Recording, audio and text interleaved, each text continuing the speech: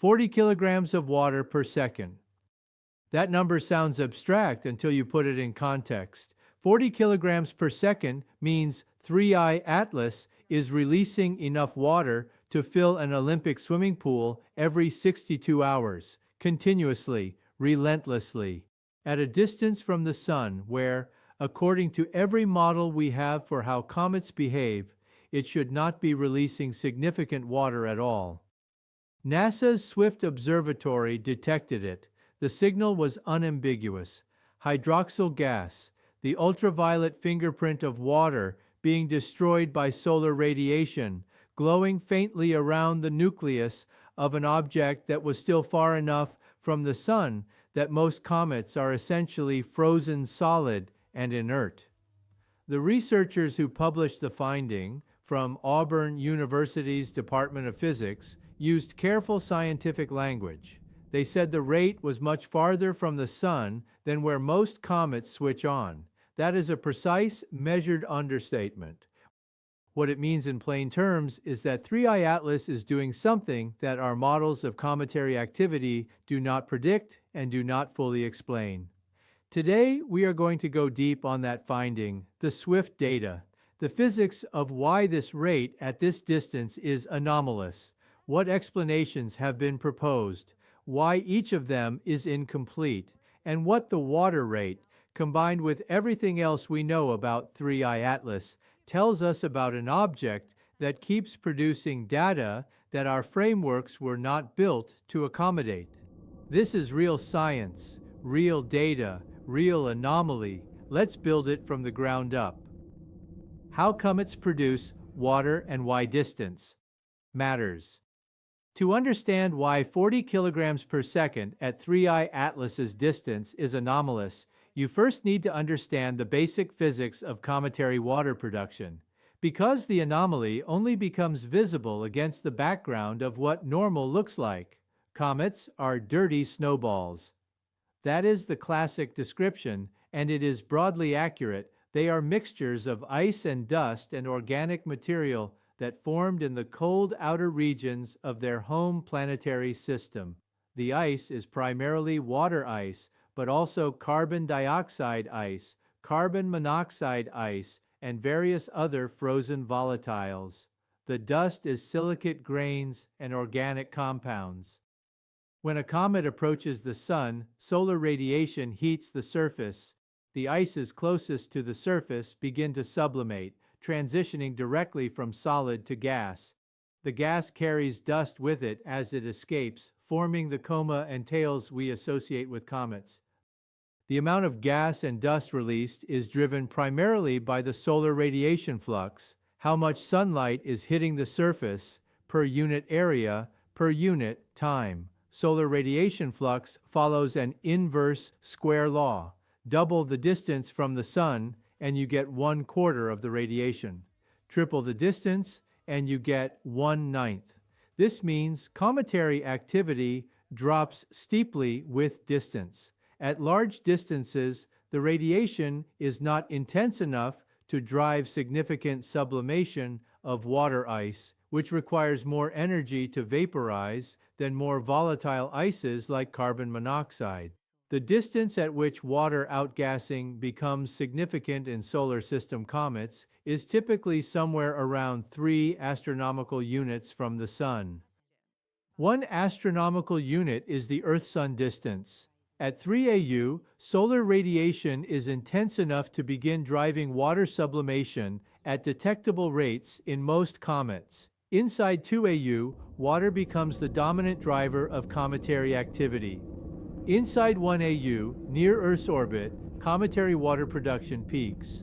When NASA's Swift Observatory detected hydroxyl from 3I Atlas in July and August 2025, the object was at a distance significantly beyond where water outgassing is expected to be substantial. The rate it measured, 40 kilograms per second, was not a faint marginal detection. It was a clear, confident measurement of significant water production at a distance where significant water production should not be occurring. That is the anomaly, not that water was detected, but that it was detected at this rate at this distance. The gap between what the distance predicts and what the measurement shows is not a rounding error. It is a substantial scientific discrepancy.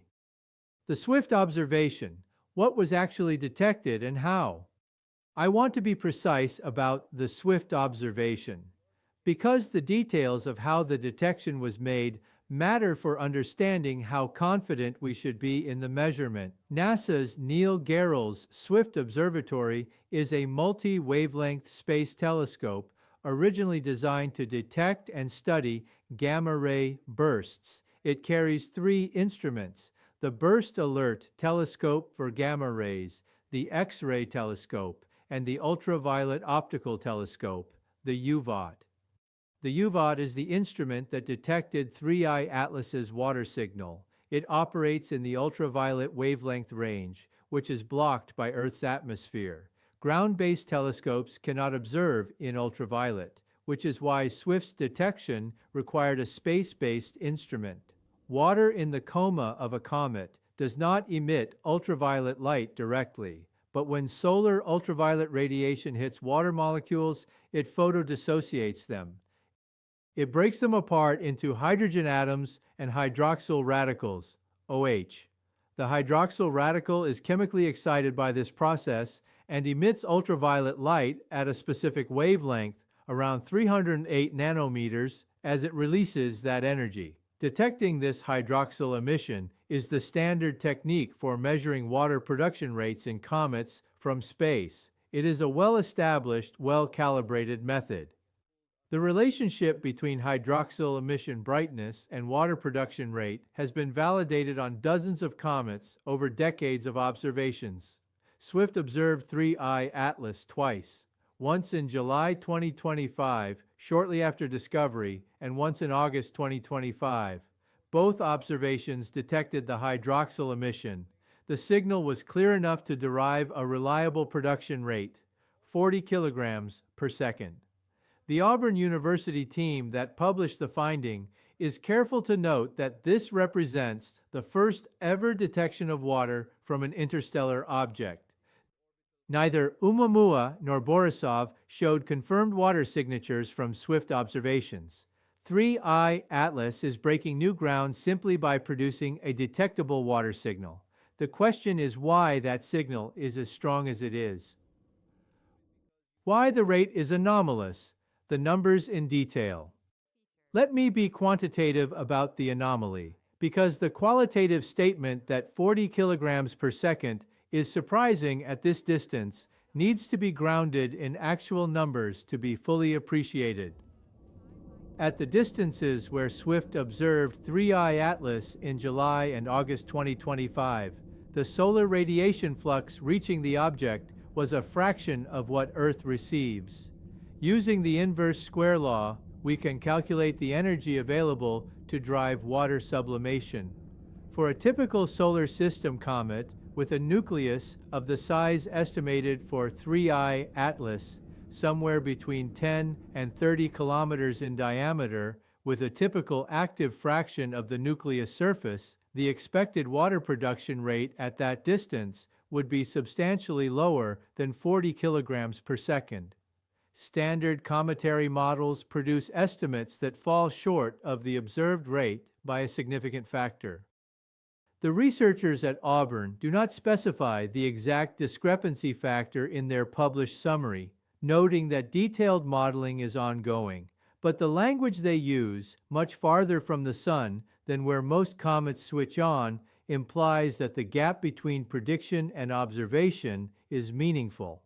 Now, there are parameters in the model that could be adjusted to bring prediction and observation closer together: a higher active fraction than typical, an unusually volatile surface composition with more exposed water ice than the average comet, a nucleus that is rotating in a way that maximizes solar illumination of active regions.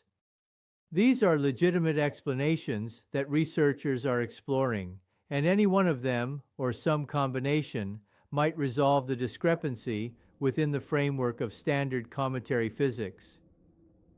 But here's the constraint. the same physical processes that drive water production at greater than expected rates would also drive other observable effects. Higher activity means brighter coma, more dust production, more energetic jet structures. All of these are observable, and all of them need to be consistent with the full observational picture of 3I Atlas. The challenge for any explanation of the water anomaly is that it needs to work not just for the SWIFT data, but for the entire data set that every telescope from Hubble to JUICE to the Parker Solar Probe has collected on this object. Finding an explanation that fits all the data simultaneously is harder than fitting a single measurement. That is why nobody has fully explained it yet. Proposed explanation. 1. Hyperactive nucleus. The first and most conventional explanation proposed for 3I Atlas's anomalous water production is that it has a hyperactive nucleus. Hyperactive comets are a known category in cometary science. They are comets that produce more water than the standard model predicts based on the size of their nucleus. The most famous example is Comet 103P Hartley 2, which was visited by NASA's EPOXY mission in 2010 and found to be producing water at a rate that exceeded what its nucleus size should allow. The explanation for hyperactive comets is the presence of icy grains in the coma. When a comet is active, it releases not just gas, but also particles of ice mixed with dust. If those icy particles are small enough, they sublimate rapidly in the coma itself, adding to the water production rate beyond what the nucleus surface alone produces. The icy grains effectively extend the active area of the nucleus into the surrounding coma. Could 3I Atlas be hyperactive in this sense? Possibly. The JUICE spectroscopic data shows a rich coma with significant dust and grain content. If some of those grains carry ice, they could be contributing to the water production rate measured by SWIFT. But the hyperactive comet explanation has a scale problem when applied to 3I Atlas. The icy grain mechanism can boost production rates by a factor of a few in solar system hyperactive comets. The boost needed to explain 3I Atlas's rate at its observed distance is potentially larger than what icy grain sublimation in the coma can provide. Additionally, the icy grain mechanism requires that the grains be released from the nucleus at a rate high enough to sustain the observed production. That release rate itself needs to be explained. Why is 3I Atlas releasing icy grains at a rate sufficient to drive this level of water production so far from the Sun? The hyperactive nucleus explanation is plausible. It is not complete. Proposed explanation 2. Super-volatile driven outgassing. The second proposed explanation focuses not on the water itself, but on what is driving the outgassing. The idea is that 3I Atlas's activity is primarily driven not by water-ice sublimation, but by the sublimation of more volatile ices, primarily carbon monoxide and carbon dioxide, which are active at much greater distances from the Sun. CO and CO2 sublimate at temperatures far below the sublimation point of water. They drive outgassing in comets at distances where water ice is still frozen solid. When they sublimate, they carry material with them, including chunks of water ice that then sublimate in the warmer inner coma region or that are exposed to direct solar radiation once they are lifted off the nucleus surface. In this model, 3I Atlas's high water production rate is not the comet producing water directly at its nucleus. It is the comet releasing water-rich material driven outward by CO and CO2 sublimation, which then produces a water signal in the coma. This explanation has some support in the JUICE data. JUICE's MAGIS spectrometer found unusually high CO concentrations in 3I Atlas relative to water. High CO abundance is consistent with a nucleus composition rich in super-volatile ices, A CO-rich nucleus would be expected to drive vigorous outgassing at large distances. But the CO-driven explanation has its own problem. The energy released by CO sublimation is deposited in the gas and dust that is lifted from the nucleus. For that energy to produce water at 40 kilograms per second, the water-ice content of the material being lifted would need to be high enough to produce that rate after being released into the coma. Modeling how much water you get from CO-driven lifting of water-rich material at 3I Atlas's specific distance and activity level is exactly the kind of detailed numerical work that the Auburn team and others are currently doing. The answer is not yet in, but preliminary indications suggest that CO-driven activity can account for some of the excess water production, but possibly not all of it. Explanation 2 is also plausible, also incomplete. Proposed explanation 3, interstellar processing. The third explanation is the one that distinguishes 3I Atlas most clearly from solar system comets, and it is the one that connects the water anomaly to the broader story of what an interstellar object is and where it comes from. 3I Atlas has spent most of its existence in interstellar space, between stars, in an environment of extreme cold, cosmic ray bombardment, and ultraviolet radiation from distant stellar sources. That environment processes cometary material in ways that our solar system comets experience only briefly, during the brief periods they spend far from the sun between apparitions. Cosmic rays penetrate deep into cometary nuclei and alter their chemistry. They break molecular bonds. They create new compounds through radical chemistry. They produce what scientists call a mantle, a processed outer layer that differs chemically from the pristine interior.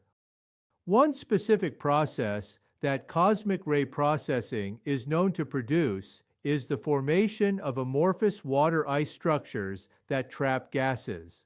Water-ice in comets can exist in two forms: crystalline ice, the familiar structured form, and amorphous ice, a disordered form that forms at very low temperatures. Amorphous ice can trap significant quantities of other gases within its disordered structure. When amorphous ice converts to crystalline ice upon heating, it releases those trapped gases in an outburst. For a comet that has spent billions of years in interstellar space, the amorphous ice layer could be extraordinarily thick, and when 3I Atlas entered the inner solar system and began warming, the conversion of amorphous to crystalline ice across that thick layer could drive out gassing at rates and distances that exceed what we see in solar system comets, which have much thinner amorphous ice layers. The BBC Sky at Night article on 3I Atlas notes that the object may be over 7 billion years old, older than our solar system, thought to originate from a region of the Milky Way populated by older stars. 7 billion years of cosmic ray processing would produce a mantle of extraordinary thickness and complexity. The amorphous ice reservoir available for outgassing could be vastly larger than anything in a solar system comet. This explanation is physically motivated. It is consistent with 3I Atlas's interstellar origin, and it predicts specific observational signatures that future measurements could test. As 3I Atlas warms further and moves outward from the Sun, the pattern of its activity evolution should reflect the depth and structure of its processed mantle in ways that differ from solar system comets. This is currently the explanation that the research community finds most promising, but promising is not proven, and the specific details, how thick the amorphous ice layer is, how efficiently it releases trapped gases, how that translates to the specific water production rate observed, are questions that require detailed modeling against the full observational data set. What the water tells us about where 3I Atlas came from. Beyond the question of why 3I Atlas is producing so much water, The swift detection tells us something directly about the object's origin that is scientifically extraordinary in its own right. As I mentioned earlier, this is the first confirmed water detection from an interstellar object. Borisov, the previous interstellar comet, was not conclusively shown to produce water at detectable rates. 3I Atlas's water production is unambiguous. The presence of water ice in 3I Atlas tells us that wherever this object formed, water was available. That sounds obvious, but it is not. Water ice formation requires both oxygen and hydrogen in sufficient abundance, and temperatures cold enough for water to condense as ice. These conditions exist in the outer regions of planetary systems around sun-like stars, and in the cold regions of molecular clouds where stars form. The isotopic signature of the water, specifically the ratio of heavy water containing deuterium to normal water, is a tracer of formation conditions. Different stellar environments produce water with different deuterium to hydrogen ratios. Measuring this ratio in 3I Atlas's water vapor would tell us something about the temperature and radiation environment in which the object's water ice originally formed. The SWIFT data is not precise enough to measure isotopic ratios in the water, but future observations with more sensitive instruments could potentially extract this information, and if they can, the deuterium to hydrogen ratio of 3I Atlas's water will be a direct measurement of conditions in another planetary system, a data point about a place we will never visit and cannot otherwise observe. The Universe Today summary of the JUICE observation captures this beautifully. It describes 3I Atlas as carrying pristine ices buried beneath its radiation-baked crust that were releasing a cocktail of chemicals locked away since before our solar system existed.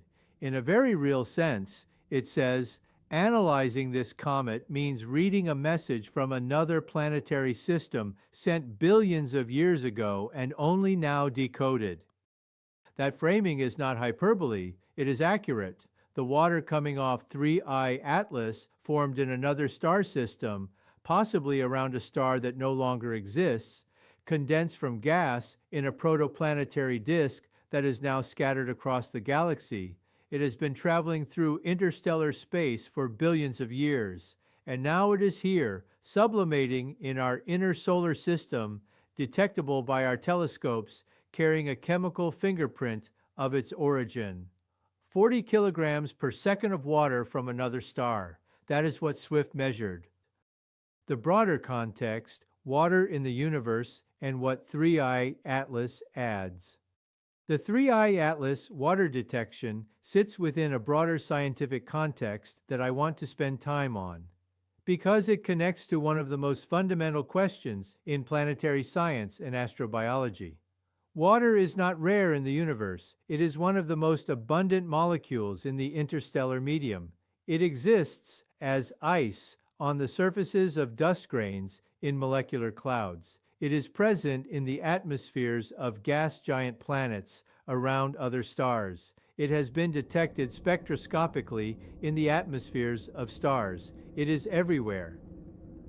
But liquid water, water in its liquid form, requires specific conditions.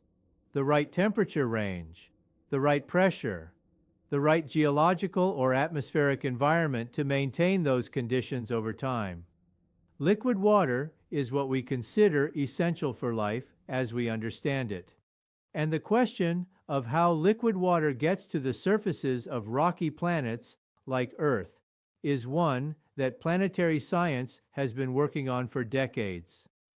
The leading hypothesis for Earth's water is delivery by comets and asteroids during the early solar system's heavy bombardment period. Objects like 3I Atlas, icy bodies carrying water ice from the outer regions of planetary systems, crashing into young rocky planets and delivering their water inventory. If this process happened in our solar system, it presumably happened in other planetary systems too. And the detection of water in 3I Atlas, an object that formed in another planetary system and is now passing through ours, is a direct observation of the interstellar water transport mechanism in action. More than that, it is an observation of the chemistry that a different planetary system was producing billions of years before our own solar system formed. The organic molecules in 3I Atlas's coma, the specific cocktail of carbon compounds that JUICE and other instruments have detected, represent the chemistry of another protoplanetary disk, the building blocks that were available in that system for whatever planets formed there. Did those planets form? Did they receive water and organic molecules from objects like 3I? Did liquid water pools form on their surfaces? Did chemistry proceed toward complexity? Did life emerge? These are questions that 3I Atlas cannot answer, but its water, its organics, its isotopic fingerprint are data points in the framework that we need to begin answering them. Every kilogram of water that Swift measured coming off 3I Atlas every second is a kilogram of water that formed in a different planetary system, water that has never been in our solar system before, water that carries the chemical memory of a place we will never reach. That is not just a scientific measurement, it is a kind of contact with something very far away.